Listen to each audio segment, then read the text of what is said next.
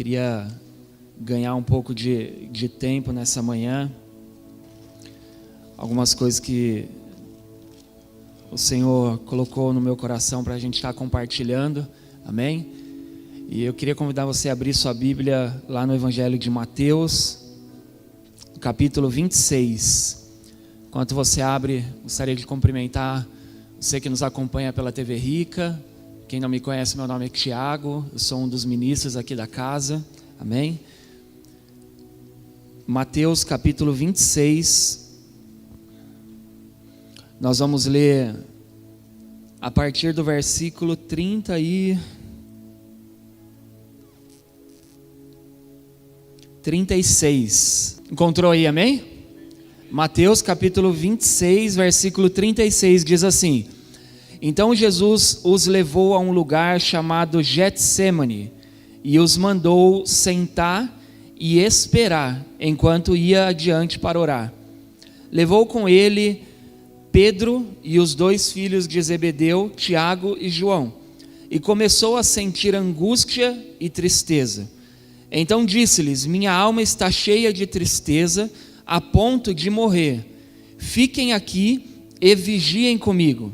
Ele avançou um pouco, inclinou-se com o rosto no chão e orou: Meu pai, se for possível, afaste esse cálice de mim.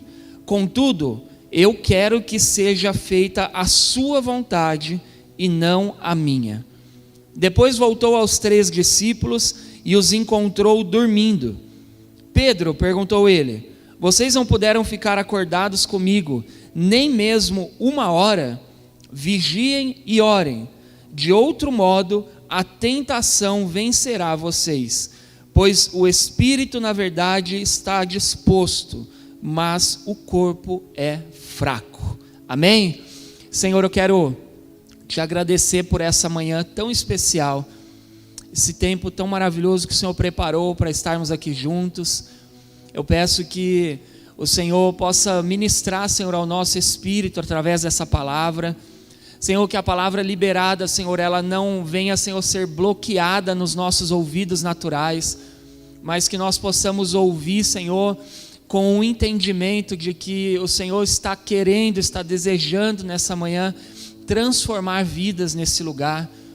Senhor, eu peço que o Senhor me dê graça para poder compartilhar tudo que o Senhor tem falado comigo, em nome de Jesus, amém e amém. Amém? Pode sentar no seu lugar, em nome de Jesus.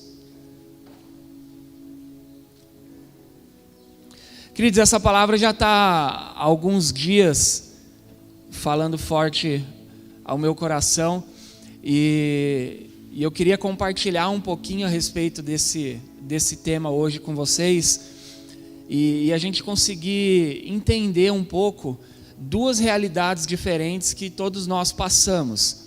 É uma realidade visível, natural, e a outra é a nossa realidade no espírito. E quando a gente olha para esse texto, num primeiro momento, nós encontramos Jesus expressando um sentimento, expressando algo que ele estava passando naquele momento, que parece que ele estava a ponto de desistir de tudo, de abandonar o propósito, ele estava a ponto de jogar tudo para o alto. Mas a verdade é que não é isso. Ele estava expressando uma sensação física, emocional que ele estava sentindo. Mas existe uma realidade no espírito que nós não vemos com muita clareza nesse texto. E aí, para a gente conseguir entender isso, eu quero voltar alguns versículos antes, e eu quero ler com vocês o versículo 30. Todo o capítulo 26, ele está relatando ali o momento da última Páscoa, aquele último momento que Jesus teve com os discípulos, aonde Jesus instruiu a respeito da ceia, aonde Jesus ele tinha avisado a Pedro que Pedro ele iria negar Jesus algum tempo depois. Então vem uma sequência de fatos, de acontecimentos. E um detalhe no versículo 30, se você puder abrir na sua Bíblia aí, eu quero ler com vocês. Diz assim, e depois que cantaram um hino, saíram para o Monte das Oliveiras. Esse versículo parece que ele não tem muito sentido, né? Cantaram um hino, pode ser qualquer música, Jesus pode ter cantado um corinho da sua época, mas nós precisamos entender uma coisa: Jesus vivia dentro de um contexto onde ele seguia os ensinamentos e uma doutrina judaica da época. Então, aquele momento de Jesus na história, existia um padrão em tudo que era feito. Todas as festas, todos os encontros, todos os ajuntamentos deles, ele era feito com uma sequência de fatos e regras que deveriam ser cumpridos à risca. E quando a gente vai estudar um pouco a respeito disso, nós encontramos um momento no livro de Salmos, e eu gostaria que você abrisse sua Bíblia lá em Salmos.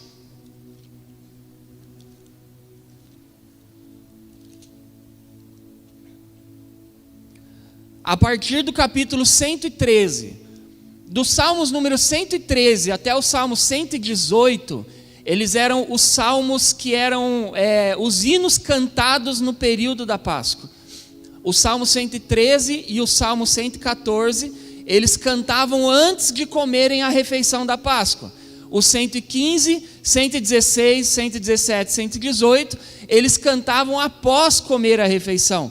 Ou seja, quando a Bíblia fala lá em Mateus, no capítulo 26, que eles haviam cantado um hino, esse hino é a sequência do Salmo 115 até o Salmo 118. Agora vamos entender o que estava acontecendo ali. Jesus estava participando com seus discípulos da sua última ceia, amém? E Jesus sabia o que ia acontecer dali para frente, sim ou não? Ele sabia que aqueles eram as últimas horas de vida dele, como homem. Ele sabia que daquela ceia para frente, ele não conseguiria mais que os seus discípulos que estavam junto com ele, continuassem andando com ele. Ele sabia que ele seria preso, ele sabia que ele seria açoitado, ele sabia que ele ia morrer dentro de poucas horas, sim ou não? Amém? Agora vamos ver o que ele cantou antes de sair para esse momento. Eu vou ler alguns versículos com vocês, eu vou pegar alguns aleatórios aqui, para a gente conseguir entender o que Jesus estava sentindo espiritualmente, ou seja, a realidade de Cristo no Espírito era completamente diferente do que ele estava sentindo no seu corpo físico, amém? E aí, lá no no capítulo 115, olha o que diz o versículo 11: todos vocês que amam e obedecem ao Senhor, confiem nele, o Senhor é o seu apoio e o seu escudo de proteção. Olha a declaração de Cristo, alguns instantes antes dele partir para a morte. Ele disse assim: olha, eu sei, eu tenho consciência de tudo que vai acontecer daqui para frente, mas eu confio no Senhor. Ele é o meu escudo e Ele é a minha proteção. Irmãos, eu não sei o que você pensa quando você lê um texto desse e você tenta se colocar na realidade de Cristo.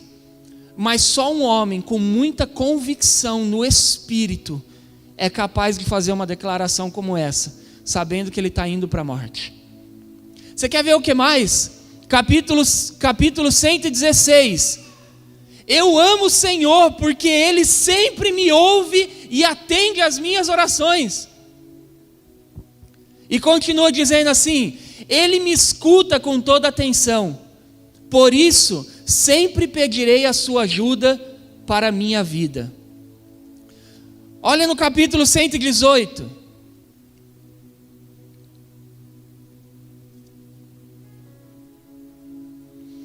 Capítulo 117, versículo 7, diz assim: agora minha alma pode ficar tranquila, porque o Senhor tem sido bom para mim. Jesus partindo para a morte, ele faz uma declaração que a realidade dele no Espírito dizia assim: eu estou tranquilo, porque tem alguém cuidando de mim. Capítulo 118. Cercado, versículo 5, cercado por terríveis problemas, pedi a ajuda do Senhor, Ele me ouviu e me livrou da minha angústia. O Senhor está comigo, por isso não tenho medo do que os homens planejam fazer contra mim. O Senhor está comigo, Ele é o meu ajudador, por isso verei a derrota dos meus inimigos. Versículo 14: o Senhor é a minha força e o meu cântico, Ele é a minha salvação. Irmão, você consegue entender a dimensão disso? Em dias em que nós estamos vivendo muitas situações que abalam o nosso físico, que abalam o nosso emocional, nós vemos pessoas desesperadas porque não têm uma realidade no espírito, porque não conseguem entender a dimensão de Cristo em todas as coisas. Mas aí eu encontro Jesus cantando na véspera da sua morte. Tem um versículo nesses salmos que diz assim: preciosa é a vista do Senhor a morte dos santos. Tem um versículo nesses salmos do 115 ao 118, eu não vou pontuar aqui porque senão eu vou ter que ler tudo, que diz assim: este é o dia que o Senhor fez, e eu me alegrarei e celebrarei. Jesus partindo para a morte em clima de celebração. Por isso, quando você lê ele dizendo para os discípulos ali: a minha alma está angustiada a ponto de morrer, ele não está falando de uma realidade no espírito, ele está falando de um sentimento, uma sensação momentânea que ele estava passando ali. Mas quando ele se depara com essa situação, dentro dele há uma convicção no espírito que diz que hoje é dia de celebração, é dia de festa. Festa por quê? Porque eu vou morrer? Não, festa porque eu estou participando do cumprimento de um propósito de Deus. Não é a morte física ou a vida, não é o ganhar ou o perder, é o se tornar participante de um propósito eterno de Deus. Essa era a razão de Cristo estar celebrando naquele dia.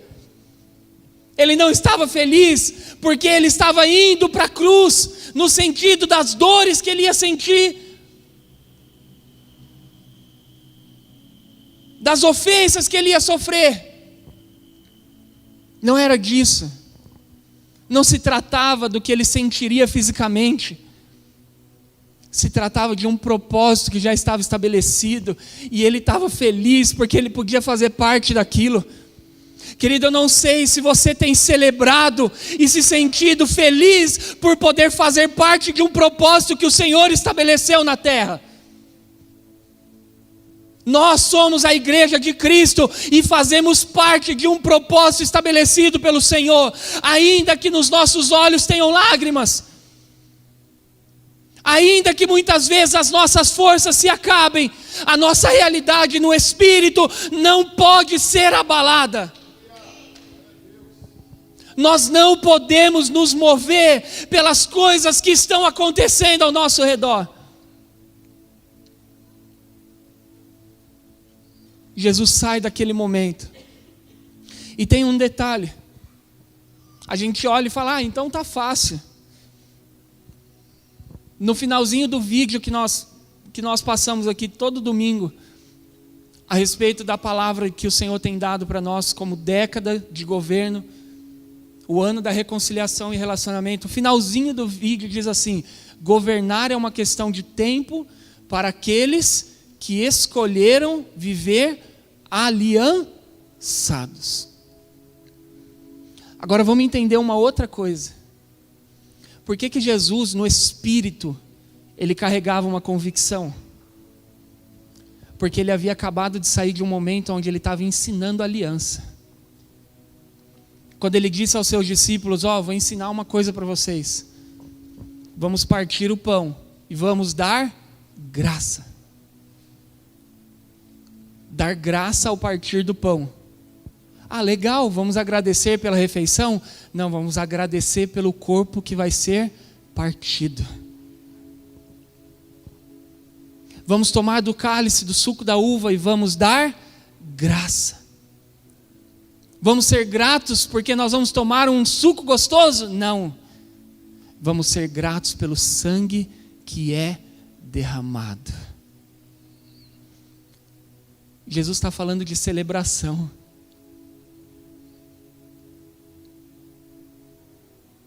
Jesus estava plenamente satisfeito com tudo que estava acontecendo. Sabe qual é o nosso maior problema nos dias de hoje? É que nós acreditamos no que o Senhor tem falado.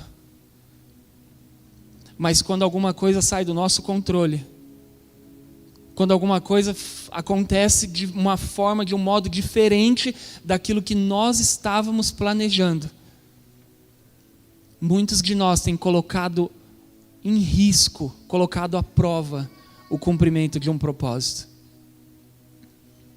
E aí o Senhor falou comigo assim: só é capaz de viver essa realidade no Espírito aqueles que caminham como filhos.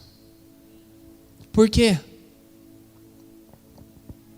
Porque um servo, ele trabalha pela recompensa. Um filho trabalha pelo propósito.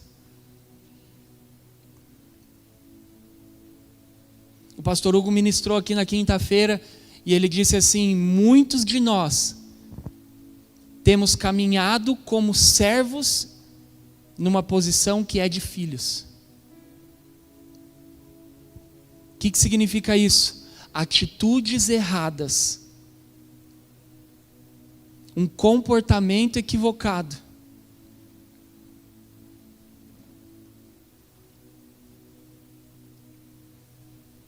um filho, quando se depara com uma realidade como essa, ele não olha para a situação, ele olha para o pai. E eu posso falar uma coisa para vocês aqui, irmãos? Aqui nessa casa, nós temos dezenas de homens e mulheres em quem nós podemos nos inspirar todos os dias.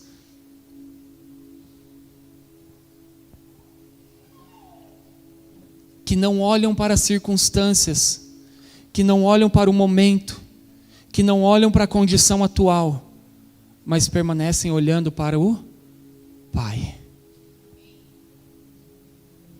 Nós temos um Pai nessa casa,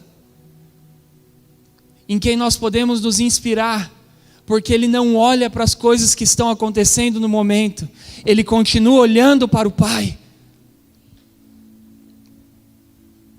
Era isso que Jesus estava ensinando.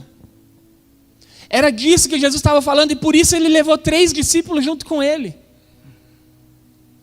Ele queria transferir aquela realidade que Ele estava vivendo para aqueles homens.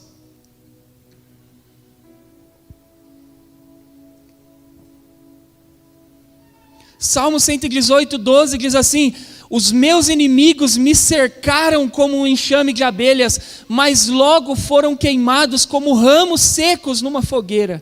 Eu os venci em nome do Senhor.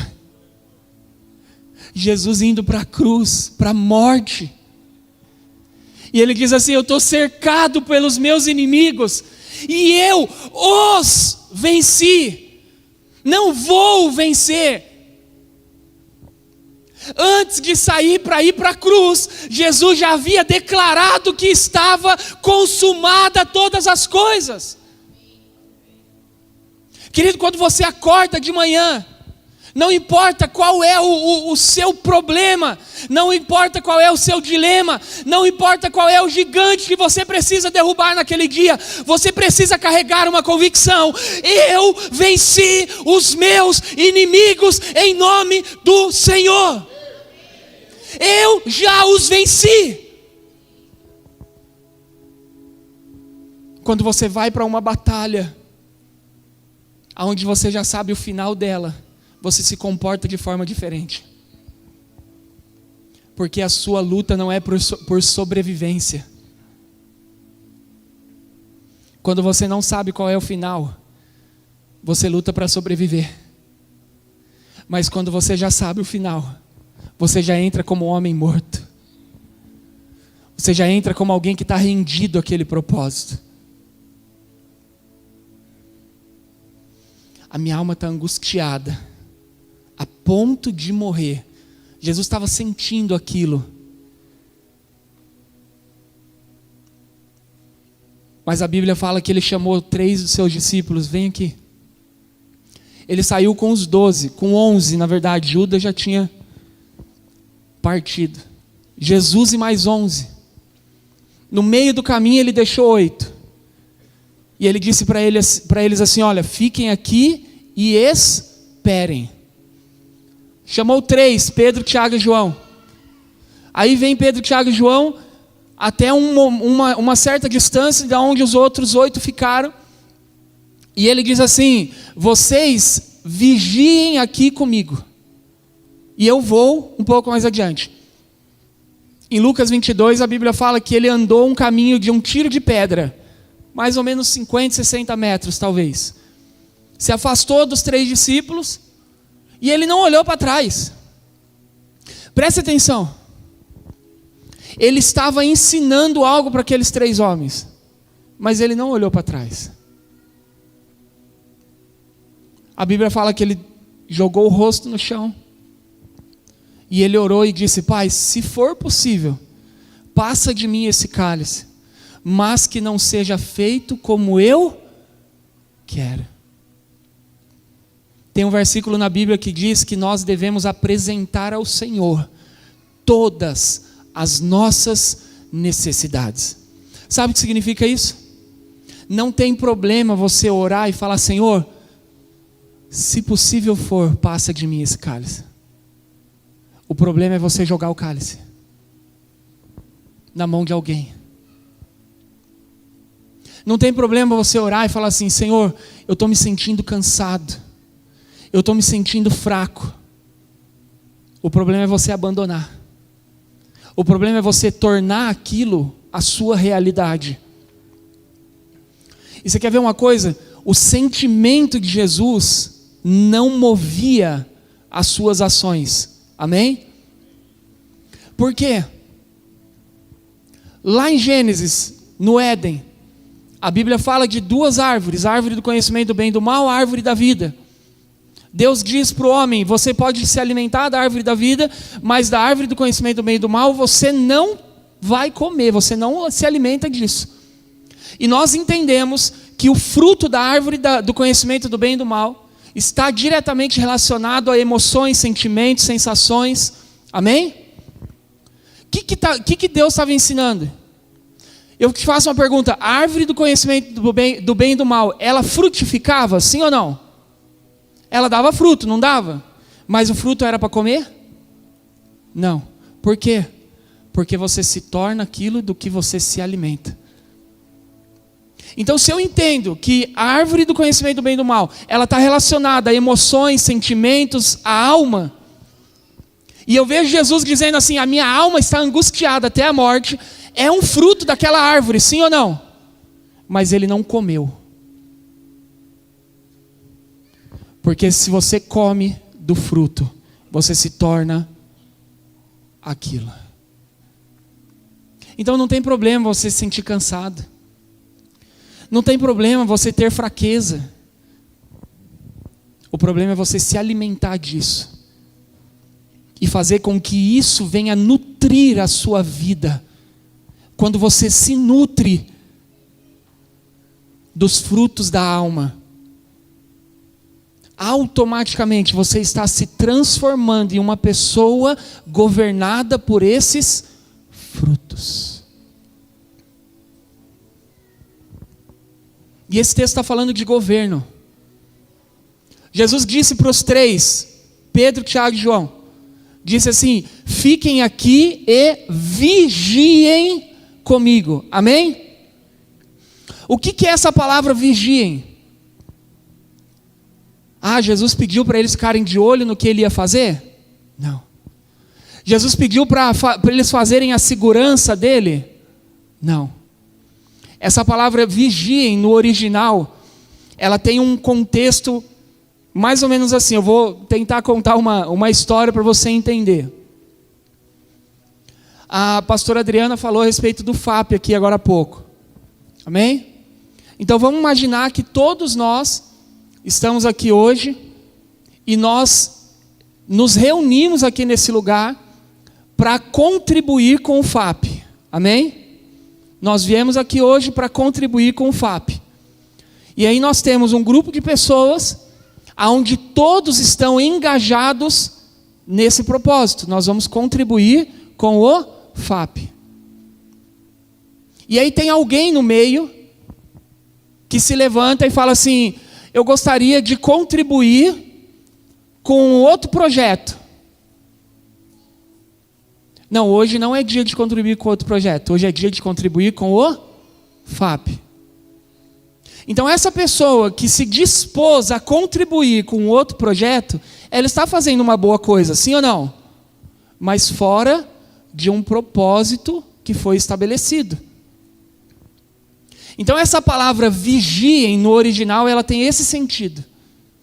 Um grupo de pessoas que se reúnem com um único objetivo: cumprir um propósito. Não é observação, não é segurança. Jesus não estava precisando de segurança. Ele não estava precisando de alguém que protegesse ele quando os inimigos chegassem. Jesus estava trazendo 3 dos seus discípulos para dizer para eles assim: eu quero inserir vocês na realidade que eu estou vivendo. Mudou o contexto? Sim ou não?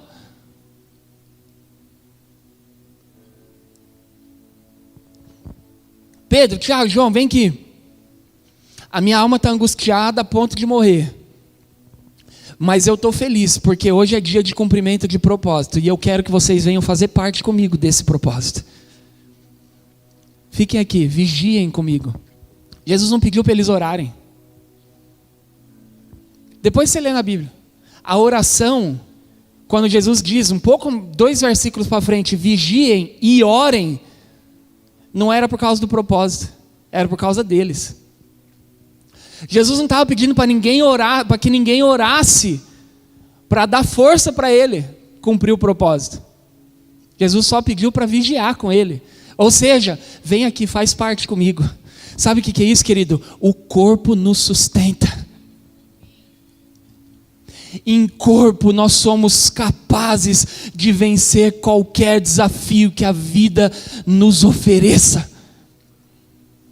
Em corpo nós nos sustentamos uns aos outros, porque fazemos parte de um único propósito. O original dessa palavra, vigiem, ela dá esse sentido, só que numa visão de comércio, de negócios. Como se fosse uma feira, e as pessoas fossem naquela feira, e elas estivessem negociando naquela feira os seus produtos, mas elas não se satisfariam enquanto todas as pessoas envolvidas com aquele negócio não fossem plenas nos seus objetivos. E aí, quando eu li isso, eu lembrei de Lucas capítulo 2, versículo 49. A Bíblia fala que Jesus tinha 12 anos de idade. Os pais dele levaram ele no templo, cumpriram os rituais que precisavam cumprir, viraram as costas e voltaram para casa, e Jesus ficou. E eles não perceberam. 3 dias depois, José e Maria, desesperados, procurando Jesus, eles entram no templo. Jesus está sentado no meio dos mestres e doutores da lei. E aí pergunta para ele assim: menino, o que você está fazendo aqui? E ele responde, Lucas 2,49: por acaso vocês não sabiam que eu deveria estar aqui cumprindo os negócios do meu pai? Olha Jesus falando de negócios. A mesma ideia. Presta atenção no que eu vou falar para você. Quando Jesus fala de cumprir os negócios do pai lá no templo, ele está falando de governo. Ele está falando de uma posição administrativa de governo. Quando Jesus no Getsemane chama os 3 discípulos e fala, vigiem aqui comigo, Jesus está falando, eu preciso ensinar para vocês o que é governo. E vocês só vão aprender o que é governo se vocês se tornarem participantes dos negócios do meu Pai. Enquanto os seus negócios pessoais forem a prioridade na tua vida, você não conseguirá desfrutar de um tempo, de uma década de governo.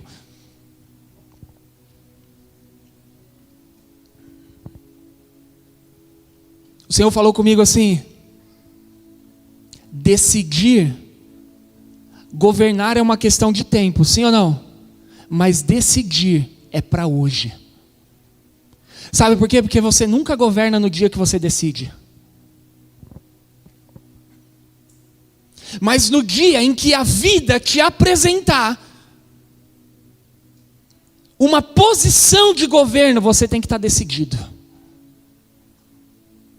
Por isso, quem não decidir governar nesses dias, vai ver o governo passar e não vai estar pronto. Quando Jesus vai para o Getsemane e ele expressa o que ele estava sentindo, ele não estava decidindo governar naquele dia, porque com 12 anos ele já tinha decidido governar. O Senhor está nos chamando nessa manhã a tomar uma decisão de governo.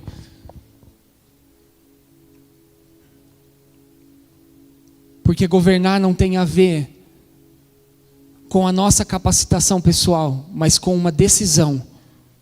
E quando eu decido, nada mais importa.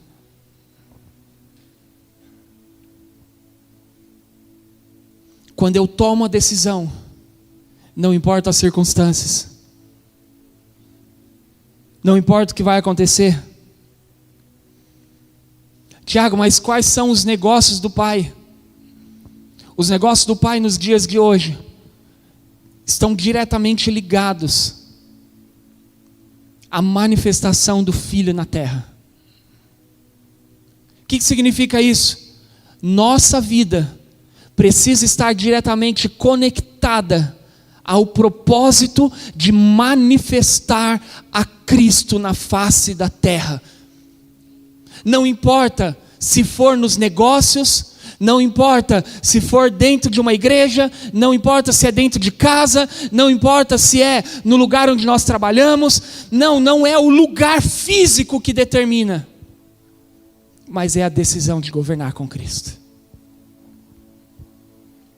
Durante anos, eu aprendi que os negócios do Pai, que os negócios de Deus, eram as coisas da igreja. Eu aprendi assim. Tocar no louvor é a obra de Deus.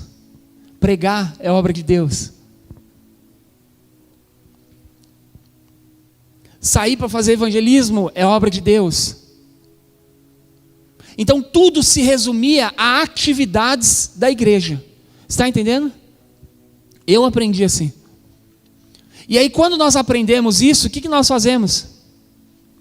Nós nos tornamos reféns da realidade do mundo. A igreja se tornou refém do mundo, porque quis governar dentro da igreja. Chamou a obra de Deus, dos meus fiéis, os membros da minha igreja.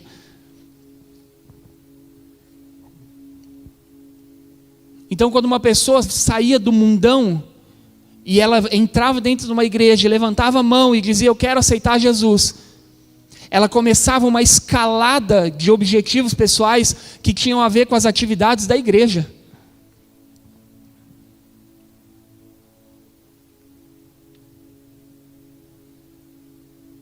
E uma das áreas que mais sofreu dano foi a área da música.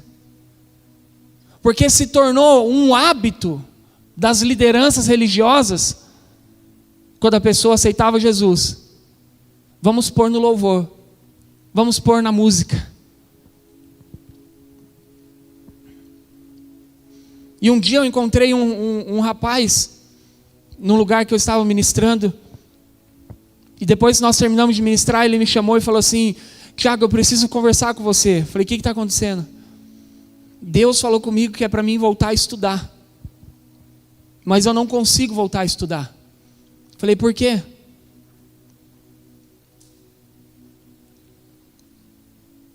E ele me disse, porque eu toco teclado na igreja. E o pastor precisa de mim. Terça, sexta e domingo. Terça, sexta e domingo. E eu não consigo fazer faculdade. Porque eu preciso estar na igreja. E eu questionei ele e perguntei para ele assim, diz para mim, aonde você terá um papel mais relevante? Como filho de Deus, não como músico. Tocando na igreja? Ou sentado numa sala de faculdade? E ele falou assim, com certeza na sala da faculdade. Eu falei assim, então por que você fica tocando na igreja? Não, porque a igreja precisa de mim. Irmãos, a igreja não precisa de ninguém. Porque a igreja já tem um Senhor. A igreja já tem a sua movimentação. E a igreja foi chamada nesses dias para exercer governo. E não se exerce governo trancado em 4 paredes.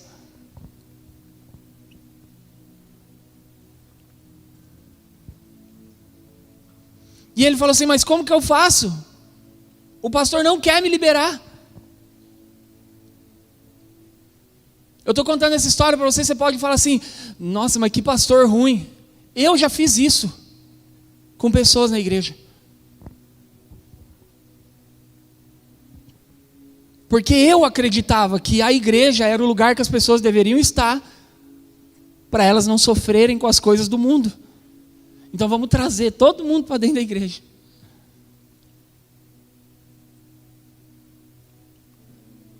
Quais os maiores questionamentos das pessoas nos dias de hoje em relação às coisas que estão acontecendo lá fora no mundo? Corrupção, tem a ver com política, tem a ver com saúde, tem a ver com educação, tem a ver com segurança pública. Cada posto desse era para estar sendo ocupado por um de nós. Mas nós nos trancamos na igreja. Porque nós achávamos que governar era fazer um belo coral, um culto bonito. Enquanto isso, lá fora, o mundo foi assumindo uma posição que é minha e é sua. Mas o Senhor nos colocou, nos posicionou em uma casa aonde essa história, tudo que eu estou falando para vocês, não é mais realidade nossa.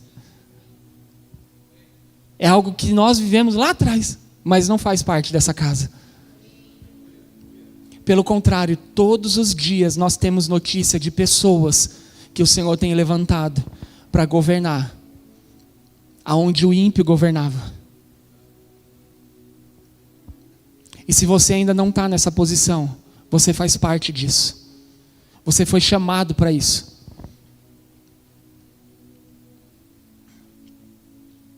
Jesus falou assim, vigiem comigo. Ou seja, vem aqui, vem fazer parte disso comigo. Aí Jesus foi, orou e falou assim, pronto, estou bem, vou voltar. Quando ele volta, ele se depara com os 3 dormindo. E ele diz assim, puxa, por 1 hora vocês não puderam vigiar comigo? A Bíblia fala, esse texto ele está relatado nos 4 evangelhos. É um dos poucos textos da história de Jesus que os 4 evangelhos falam sobre ele. Em um dos evangelhos está escrito assim, os discípulos estavam numa condição que eles não conseguiam manter os olhos abertos. Sabe, você já teve sono assim? De você não conseguir ficar de olho aberto? Você abrir o olho, você pode estar sentado, você pode estar de pé, você pode estar fazendo o que for, o seu olho está pesando. Quem já teve isso? Os discípulos estavam assim. Mas isso é uma condição espiritual. Amém? Por quê? Porque uma pessoa, quando ela está dormindo, olha só, ela permanece em estado de inconsciência física e mental. Então, quando Jesus volta e encontra eles dormindo, Jesus está dizendo assim: poxa, eu fui ali, trouxe vocês para fazer parte disso comigo, e vocês continuam em estado de inconsciência física e mental. O que mais? Enquanto uma pessoa dorme, ela não é capaz de praticar movimentos intencionais. Pega uma pessoa dormindo e fala com ela assim, ó, levanta o braço. Ela vai levantar? Mas ela se movimenta, sim ou não? Sim. Vira de um lado, vira do outro.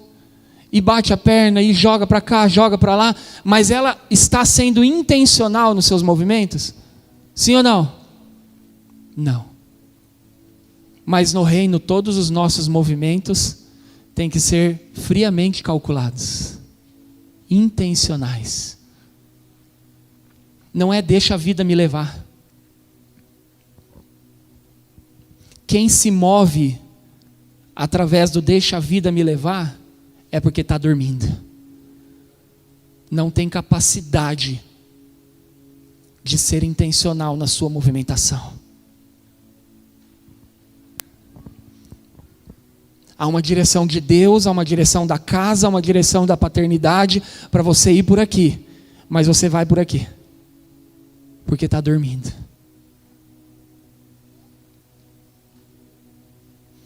Quando eu estava escrevendo sobre isso, eu abri na internet, joguei no Google lá para ver qual é o estado de uma pessoa enquanto ela está dormindo.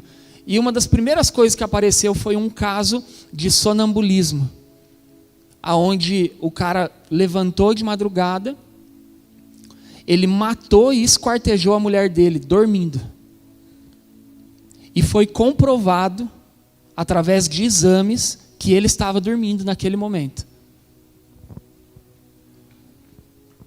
Uma pessoa, enquanto dorme, ela se torna irresponsável quanto aos seus atos. Forte isso, né? Uma pessoa, enquanto dorme, não consegue reagir às situações. A pessoa, quando está dormindo, imagina, pessoa dormindo, você já ouviu alguma história assim? Entraram na minha casa, levaram tudo. E eu não vi porque eu estava... Você já ouviu alguma história assim? Estava dormindo, não consegue reagir. Ou seja, você está em risco, você está em perigo, mas você não reage. Quantas pessoas estão nesse estado? Que estão pondo a vida em risco, que estão colocando a família em risco, que estão pondo o propósito de Deus para a vida delas em risco, e não reagem. Uma pessoa, enquanto dorme, não é capaz de se expressar, ou seja, ela se torna insensível. Ela não tem reação, não tem expressão.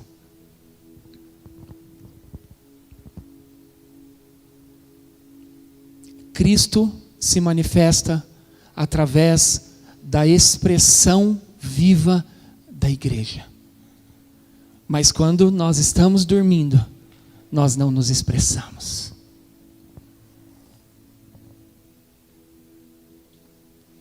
Vamos caminhar para o final.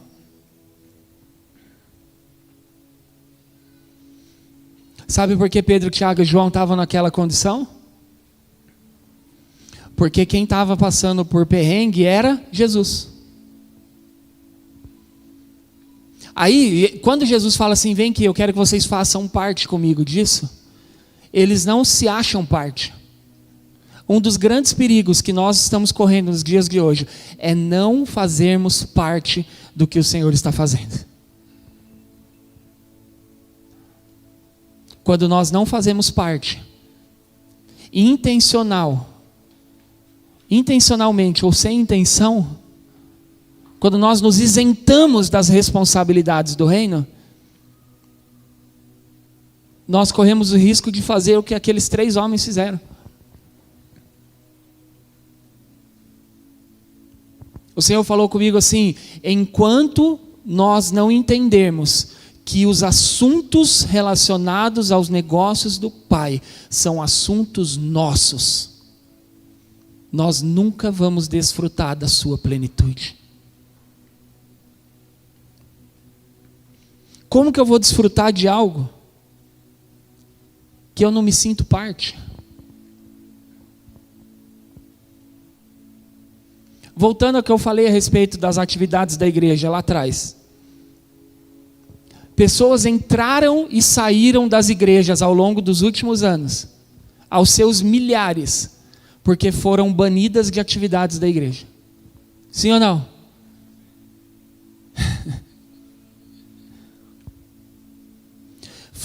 Quando são tiradas das atividades da igreja, elas não se sentem parte da igreja.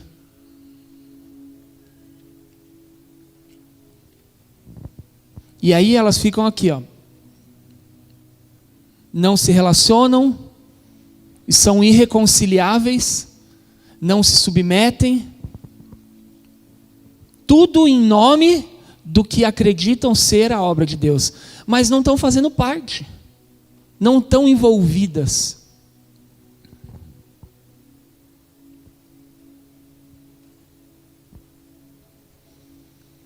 Pedro declarou assim, ó, em 1 Pedro 4,15: não quero ouvir falar de vocês sofrerem por cometerem assassinatos, por roubar, por causar desordem ou por se intrometer nos negócios dos outros. Mas não é vergonha nenhuma sofrer por seguir a Cristo. Deem graças a Deus pelo privilégio de estarem na família de Cristo e serem chamados pelo seu maravilhoso nome. Uau! Pedro estava dizendo assim: eu não quero ter que ouvir notícias a seu respeito, porque você está sofrendo, porque matou, porque roubou, porque se meteu nos negócios alheios. Olha o que Pedro usa: porque se meteu no negócio dos outros. Aí Jesus fala assim: vem aqui participar dos meus negócios. Sabe qual é a diferença? Quando nós não estamos nos negócios do Pai, nós estamos nos negócios dos outros. E tudo que está relacionado ao negócio dos outros está relacionado com sofrimento, com dor, com angústia, com trauma, com medo, com ansiedade. Mas quando nós nos envolvemos e nos tornamos participantes dos negócios do Pai, nós encontramos a plenitude. Amém? Fica de pé no seu lugar.